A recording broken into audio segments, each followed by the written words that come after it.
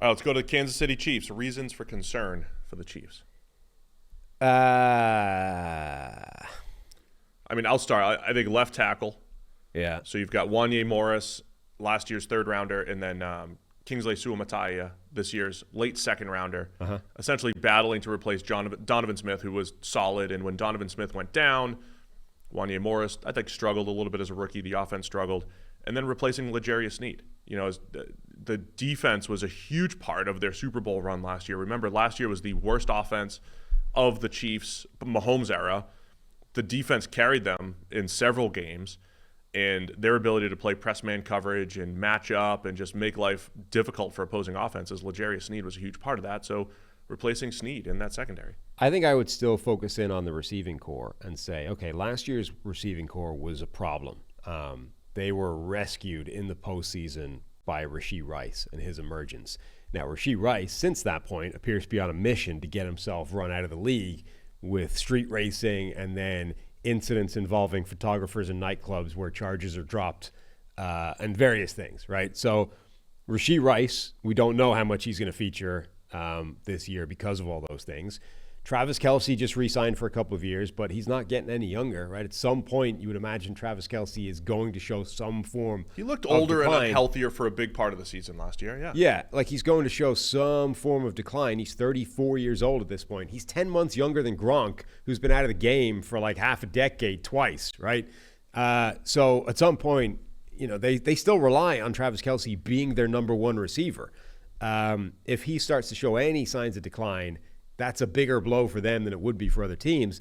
And then the fixes, the actual solutions at wide receiver have been two reasonably similar style players in Marquise Brown and Xavier Worthy, guys that are smaller speedsters that profile as vertical specialists who can theoretically do an awful lot more, but they've almost pivoted towards a specific type of receiver whose role in today's NFL is more up in the air than it's been in previous years because of the push to take away explosive plays and vertical threat and all those kinds of things. So if they've identified, like, what if Marquise Brown and Xavier Worthy don't immediately transform this offense back into the Tyreek Hill era Chiefs, and now you just got like a whole bunch of smaller vertical threats, Rashee Rice, who could like be suspended for a giant period of time, and an aging Travis Kelce who might slow down.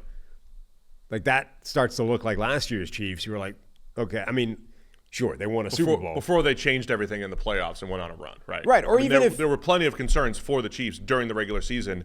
They rectified those on a 4-game run where they, didn't turn the ball over, played really clean, but there were concerns for the Chiefs last year. And even if, like, I mean, Marquez Valdez-Scantling made a massive clutch play for them that probably is the difference between them winning a championship or not, right?